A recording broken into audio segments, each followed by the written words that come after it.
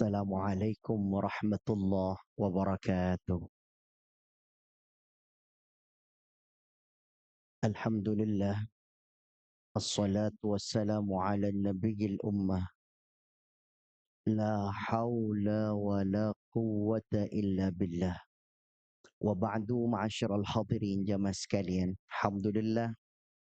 Siang hari ini Allah perkenankan kita menjalankan kewajiban kita kepada Allah. Selesai kita melaksanakan sholat zuhur berjamaah. Mudah-mudahan semua rangkaian ibadah kita diterima, doa-doa kita diijabah oleh Allah Subhanahu wa taala. Amin ya rabbal alamin. Sampai kita di bab an ikhtilafir ra'yi.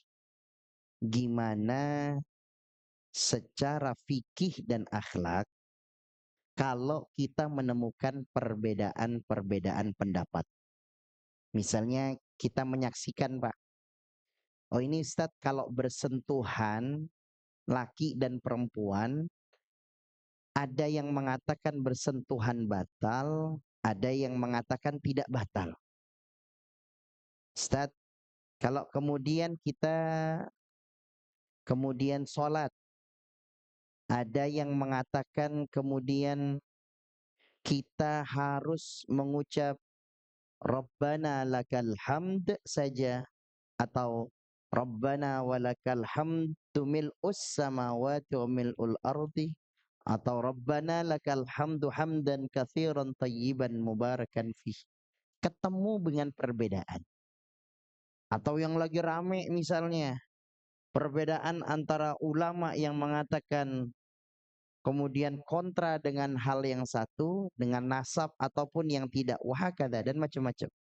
Maka ulama mengajarkan, Pak, secara fikih dan secara akhlak.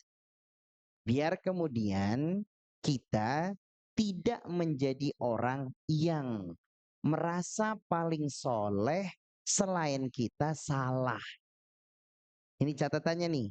Supaya kita tidak masuk di dalam jurang merasa paling soleh selain kita salah. Kalau sudah selain kita pasti salah, berarti nggak ada perbedaan.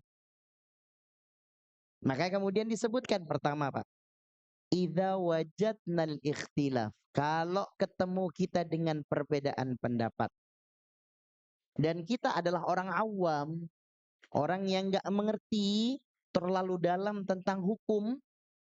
Awam tuh gimana, Ustaz? Nomor satu, Pak, kita nggak hafal Quran. Nomor dua, kita belum belajar tentang ulumul Quran. Tiga, kita nggak banyak hafal tentang hadis. Keempat, kita nggak belajar tentang ulumul hadis. Jadi kalau tentang Quran dan hadisnya belum diperdalam, berarti kita nggak bisa menjadi orang yang bisa ahli menyimpulkan tentang satu hukum. Caranya, nomor satu, Pak, jika kemudian kita menemukan perbedaan pendapat antara ulama, fattabi'u bijamahiril ulama. Ikutin mana pendapat yang jumhur ulama.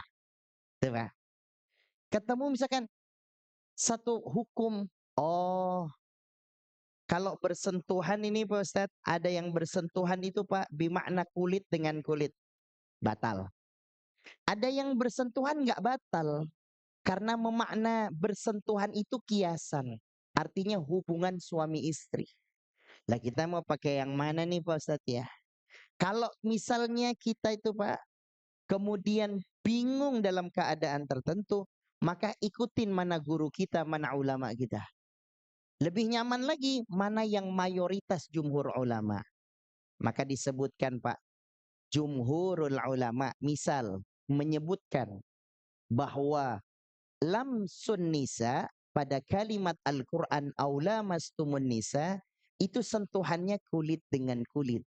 Secara umum kita sering mendengar ini, betul ya Pak? Kalau bersentuhan, jangan-jangan punya wudhu gue. Kan ada gitu Pak. Kadang ada yang bercandaan. Kadang kita mau ketemu aja, cowok sama cowok, mohon maaf punya wudhu, dia bilang. Padahal cuma bercanda aja. Ini pendapat mayoritas ulama. Maka supaya mudah ikuti pendapat mayoritas ulama. Tetapi, nih Pak, ini hukum fikih, masukin hukum akhlak adabnya. adab berpendapat bukan berarti jumhur ulama yang paling benar. Lalu pendapat yang lain salah, bukan. Bapak bersentuhan tidak batal juga nggak apa-apa. Karena kita umroh juga bersentuhan tidak batal, betul ya Pak? Karena ini keadaan-keadaan tertentu. Maksudnya gimana Ustadz? Kalau berpendapat fikih, ikuti jumhur ulama dengan menanamkan akhlak dan adab, bahwa pendapat yang lain bukan berarti salah. Ini yang menyesuaikan dengan saya. Kenapa? Saya orang awam, ngikut dengan jumhur ulama, ikut kepada mayoritas ulama. Kenapa sebab Ustadz? Karena kita nggak bisa Pak, mengikuti hadis atau ayat dari terjemahnya saja. Saya kasih contoh ya Pak. Contoh terjemah saja. Kita mendengar ada ayatnya Allah Pak. Waqtuluhum haitsu thaqiftumuhum. Kita ketemu ada satu ayat, jika engkau bertemu dengan musuhmu, waqtuluhum. Maka kemudian apa? Sikat, habisi dia, bunuh dia. Loh, kok ayatnya gini Ustaz? Apa kita ketemu lawan tanding kita langsung kita? Oh, ternyata ayat ini berbicara tentang dalam keadaan perang. Ustadz yang lebih simpel. Baik Pak. Ayat suami tentang istri. Kalau ada perselisihan antara suami dengan istri, apa kemudian tata caranya di dalam Al-Quran? Berikan nasihat kepada mereka. Nomor satu, dinasihati nggak bisa juga Pak. Wafarriquhunna fil madaji. Udah, kasih waktu jedah. Biar sama-sama mikir. Yang suami tidur di sofa, yang istri tidur di ranjang. Gitu Pak. Yang ketiga jika nggak bisa, wadribuhunna, dan pukul mereka. Ayo Pak, ayo. Kalau nggak pakai ngaji sama ilmu Quran, sama nggak ngaji sama ilmu hadis, definisi mukul gimana Pak? Tuh videonya muncul. Betul ya Pak? Seorang suami mukul istrinya, nendang istrinya, kena juga ke anak bayinya. Waktu ditanya Pak, bilang begini Pak, masih bisa begini. Di dalam agama saya, suami boleh mukul istri. Agama yang mana Pak yang boleh suami mukul istri? Lebih-lebih dia menyebutnya agama Islam. Gak ada. Wadribuhunna, dan pukullah dia. Mereka dalam perempuan. Wadribuhun, bukan pukul berarti meninju Pak. Saya kasih contoh dalam hadis yang lain. Kalau punya anak umur 7 tahun, perintahkan sholat. Umur 10 tahun nggak mau sholat, wadribu, pukul. Coba anak 10 tahun mukulnya gimana?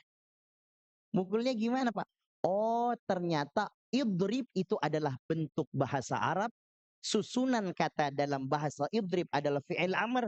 Yang dimaksud Pak bukan pukulan fisik.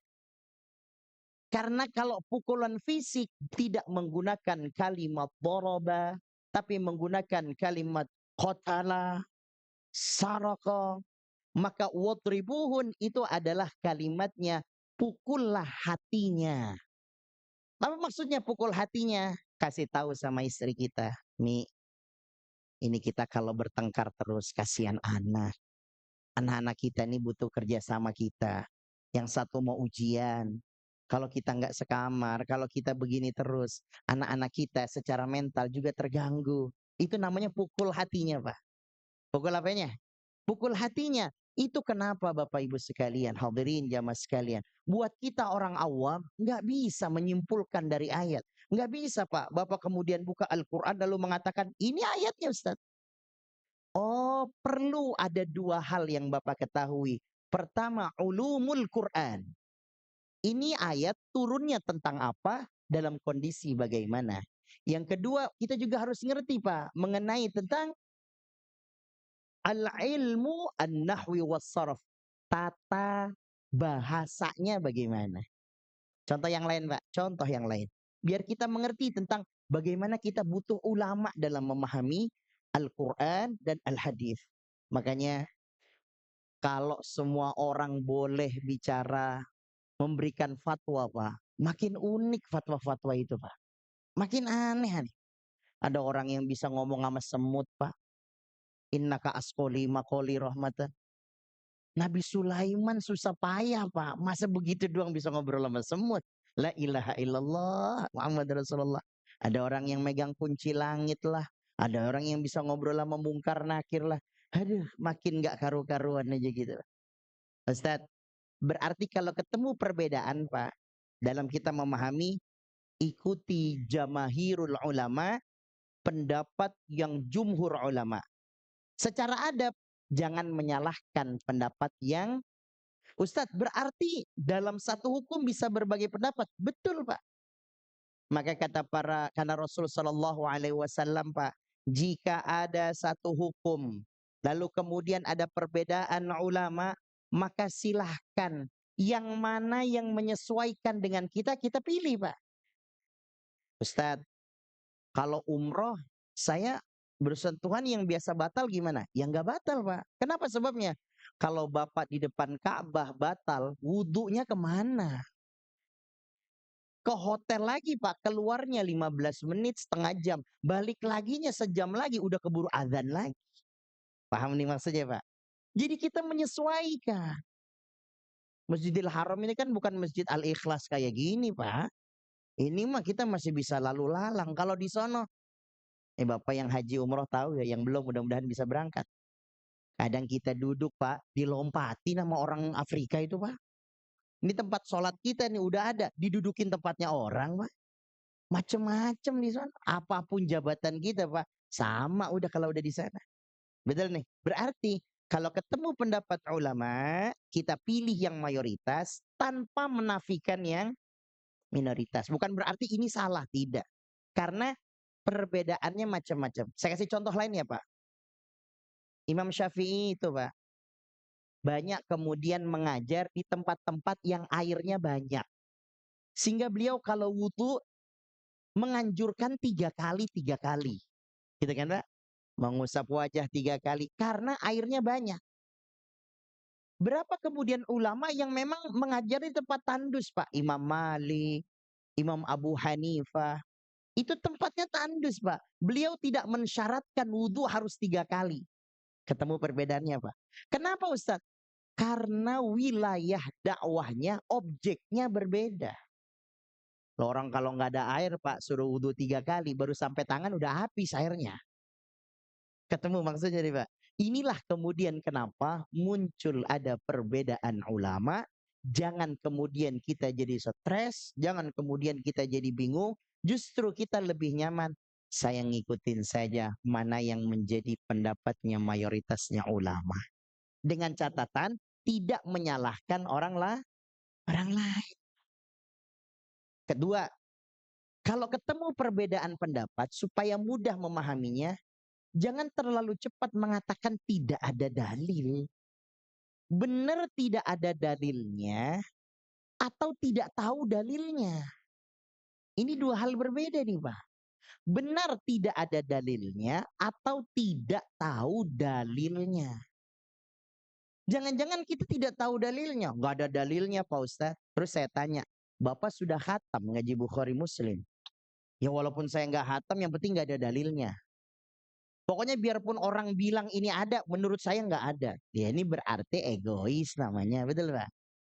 Tidak ada dalilnya atau tidak tahu dalilnya. Contohnya bagaimana sih Pak Ustadz? Misal gini Pak, seorang wanita itu boleh apa enggak ke makam? Yang kita tahunya, ya biasanya sih Pak Ustadz kalau perempuan nggak ke makam. Soalnya nggak ada dalil yang menyatakan perempuan di makam. Betul Pak, nggak ada dalilnya. Tahu nggak tahu dalilnya? Hadis riwayatnya Imam Muslim, diriwayatkan oleh Imam At-Tirmidzi, diriwayatkan juga oleh Imam Ibnu Majah. Marra Rasulullah sallallahu alaihi wasallam, Nabi pernah ngelewatin Pak satu makam, lalu menemukan ada Ummu Salamah, sebelum jadi istri Nabi nih. Ummu Salamah sedang sedih menangis di makamnya suaminya yang wafat karena syahid. Di makam ini Pak, Nabi melewati seorang wanita, makam ada seorang perempuan. Lalu kemudian Nabi datang dan mengingatkan, wahai Ummu Salamah yang sabar, ittaqillah, wasbiri, yang sabar. Jangan sampai kemudian engkau nggak terima dengan takdir qadanya Allah. Perempuan itu nggak ngelihat Ummu Salamah kalau itu adalah Rasulullah. Sehingga dia bilang, ilaika anni. Kamu nggak ngerasain siapa yang saya rasain. Lalu Nabi mengajarkan doa. Allahumma ajurni fil musibah wa akhluf li khairan minha. Musalmah menengok, oh itu Rasulullah, minta maaf. Diajarin doa tadi Pak. Dibaca sama Ummu Salmah, dirutinin. Diganti Pak. Suaminya diganti dengan manusia terbaik. Yaitu siapa ya? Rasulullah sallallahu alaihi wasallam. Ada di makam nggak? Ada Pak. Bisa ke makam? Bisa. Ada dalilnya? Dalilnya penuh Pak. Oh, ternyata larangannya bukan pada perempuannya. Ternyata larangannya pada sifatnya, Pak. Tidak boleh bagi wanita yang nggak kuat. Sehingga dia akan meronta-ronta menangis, sampai mengumpat-ngumpat menghina, atau mengkoyak-koyak bajunya menyakiti dirinya. Itu yang nggak boleh. Yang tidak boleh sifatnya, bukan orangnya. Tuh, Pak. Nggak ada dalilnya, atau tidak tahu dalilnya. Sehingga ada sebagian orang yang berhati-hati saja, Pak. Udahlah, mendingan gak usah ikut, kamu di rumah aja, ini pemakaman, nanti kamu nangis, kamu sedih. Kan gitu, Pak. Anak perempuan gak usah ikut deh, takutnya ntar sedih, gak kuat, ntar malah meronta-ronta. Itu kehati-hatian. Kehati-hatian boleh, bagus. Tapi tidak boleh mengatakan, saya nggak pernah tuh ngelihat ada dalilnya. Yang ngomong, Pak, baru ngaji Senin Kemis doang, nih bagaimana coba? Wahakadha. Jadi antara tidak ada dalil atau tidak tahu dalil. Jadi cara mudah menemukan pendapat perbedaan ulama, pertama kita ikuti jumhur ulama tanpa menafikan ulama-ulama yang lainnya. Yang kedua adalah kita berpendapat, melihat, menganalisa betul tidak ada dalilnya atau belum tahu dalilnya, gitu Pak. Maka yang lebih nyaman kita mengatakan, saya taunya yang ini Ustaz. Kalau yang ini saya belum tahu. Ada ulama Pak yang menyarankan kalau selepas sholat ya sudah zikirnya masing-masing. Dan masing-masing silahkan. Karena tidak pernah Rasulullah zikir bersama. Ntar dulu Pak. Tidak ada dalilnya Nabi zikir bersama. Karena masjid kita zikir bersama. Tidak ada dalilnya atau tidak tahu dalilnya Pak. Kalau ada dalilnya saya kasih tahu nih. Silakan kasih tahu kita Ustaz. Hadis riwayatnya Imam Bukhari Pak. Hadis riwayatnya Imam Muslim. Didapat dari jalur hadis Ibnu Mas'ud radhiyallahu an. Kunna fi ahdin Nabi, kami pernah bersama Nabi sallallahu alaihi wasallam, kunna sholaina, setelah kita salat, yajlisuna wa yadhkuruna Allah jama'atan. Kita pernah duduk bareng Rasul, rapi kita salat, kami berzikir bersama dengan suara yang terdengar oleh kami. Berarti ada dalilnya, Pak.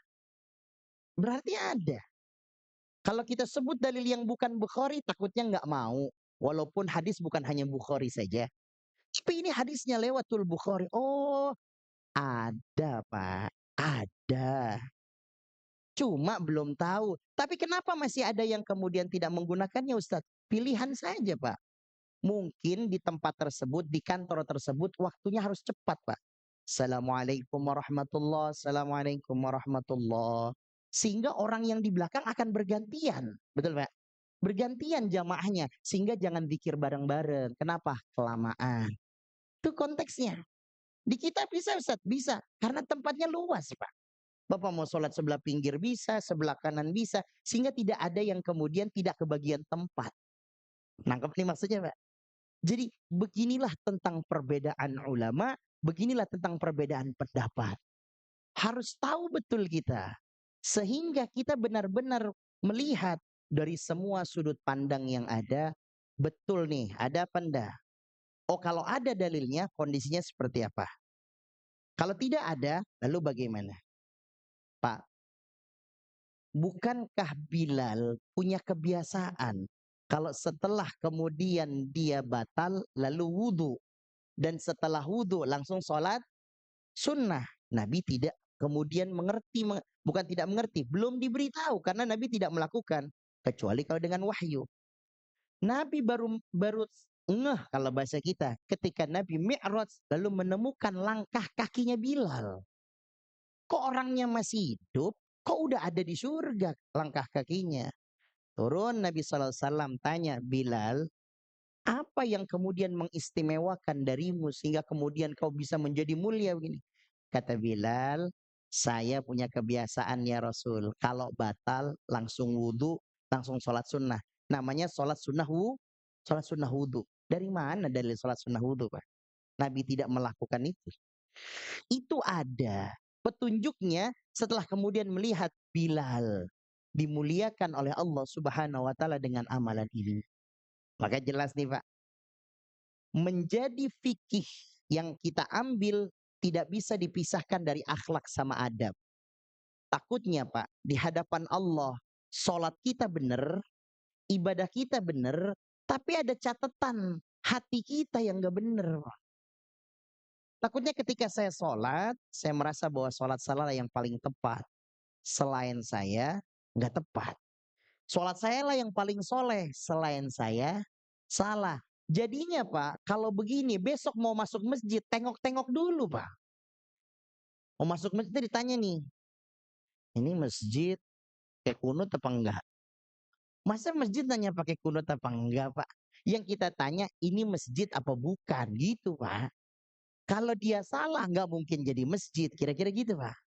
Ini Pak, keawaman kita akhirnya menjadi melebihi. Kita belum pernah Pak nemu ada ulama masuk masjid terus bilang, bentar-bentar, ini masjid pakai doa bareng apa enggak? Ini masjid kemudian kalau enggak ada Pak. Ini akhirnya kita membuat sesuatu yang kemudian tidak dilakukan oleh para siapa? Oleh para ulama. Dah, tiga kesimpulan ini Pak.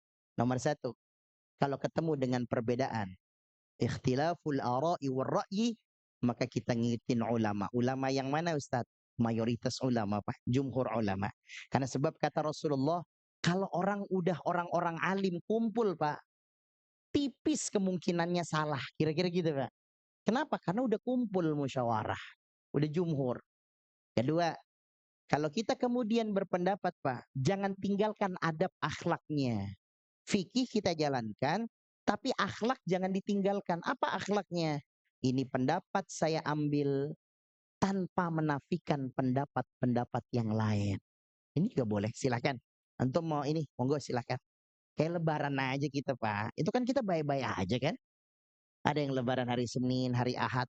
Santai-santai aja kita. Kayak gitu aja Pak. Ya kan? Kayak kemudian puasa, ada yang duluan puasa, ada yang enggak. Biasa aja negeri kita. Santai-santai aja. Seperti itu juga Pak. Tapi kadang-kadang perkara yang lain kita nggak bisa. Ya gitu aja. Satu saat nanti Bapak datang ke masjid, habis safar, Bapak di Semarang ditugaskan, Bapak ditugaskan di Kalimantan. Pas Bapak kemudian sehari-hari di rumah saya nggak pakai kunut Pak Ustadz. Nggak pakai pun bukan karena pendapat fikih Pak, karena nggak hafal aja. Pas kamu di masjid yang pakai ngikut aja Pak, nggak usah pakai ini. Kita di rumah biasanya Pak, terus kemudian pakai kunut, pergi ke Jogja. Setelah dari Jogja kita kemudian mau sholat subuh di masjid. Di masjidnya tidak pakai kunut, nggak usah pakai kunut, udah begitu aja Pak. Begitu aja kok repot. Sesimpel itu Pak. Kenapa sebabnya? Karena perbedaan pendapat bukan tentang benar atau salah, tetapi hanya tentang penyesuaian saja. Penyesuaian Pak. Jadi nggak ada benar salah ini. Insya Allah semuanya benar di hadapan Allah. Hanya saja menyesuaikan dengan keadaan. Ya tentu Pak, di depan orang-orang yang awam, pengen dibantu kali. Dibikin, yuk. Supaya kemudian ba'da sholat, ada hal-hal yang bermanfaat. Bikin dah nih, ba'da zuhur ta'lim. Kenapa nggak bikin ba'da subuh Pak? Apa jawabannya Pak? Kenapa masjid ini nggak bikin kajiannya ba'da subuh? Karena nggak ada orang, nggak usah pakai dalil. Simple aja, Mak. Emang Rasulullah pernah setiap ba'da subuh? Ya enggak, cuma menyesuaikan. Nih Ustadz, nggak bener nih masjid. Masa kajiannya zuhur? Kenapa nggak ba'da subuh? Ba'da subuh kan sampai syuruk jangan tidur lagi. Kalau dibuat di sini Pak, yang ngaji 3 orang, yang imamnya, yang azannya, merbotnya, udah 3 doang Pak, 3 in 1. Nah tapi kalau zuhur, yang lain pada ngaji, pada apa itu? Pada apa? Pada ngantor. Ya udah yang hadir, tapi nggak bisa dipaksa. Yang mau ngaji silahkan, gitu Pak. Yang mau sambil nyender boleh Pak. Ngantuk rebahan boleh, nggak ada masalah. Yang penting kita yang penting kita ngaji. Nah ini perbedaan. Yang terakhir, berpendapatlah kita bahwa ini pendapat yang saya ambil sebagai bentuk penyesuaian saya, kondisi saya.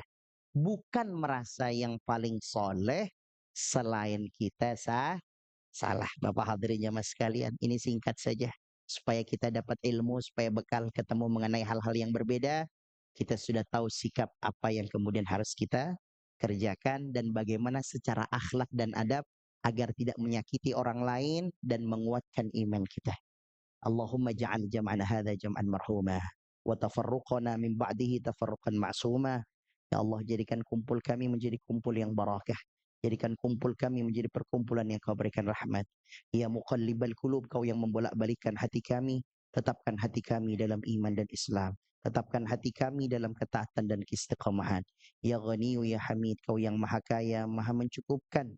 Cukupkan kami ya Rabb dengan perkara-perkara yang halal. Jauhkan kami dari perkara-perkara yang haram. Cukup kami dengan ketaatan. Jauhkan kami dari kemaksiatan. Ya Hayyu ya Qayyum birahmatika nastaghith. Ya Allah, Engkau yang maha menguatkan. Kuatkan kami, jadikan kami orang-orang yang istiqamah. Jadikan kami menjal istiqamah terhadap hal-hal yang sudah kami dawamkan. Allahumma inna nas'aluka ridhaka wal jannah wa na'udzubika min sakhatika wan nar. Kau kumpulkan kami di dunia karena ilmu, jadikan ilmu ini pula yang akan mengikat dan mengumpulkan kembali kami di taman-taman surgamu. Rabbana atina fid dunya hasanah wa fil akhirati hasanah wa qina adzabannar. Walhamdulillahi rabbil alamin. Kurang lebihnya mohon maaf. Subhanakallahumma bihamdika asyhadu an la ilaha illa anta astaghfiruka wa atubu ilaik. Wassalamualaikum warahmatullahi wabarakatuh.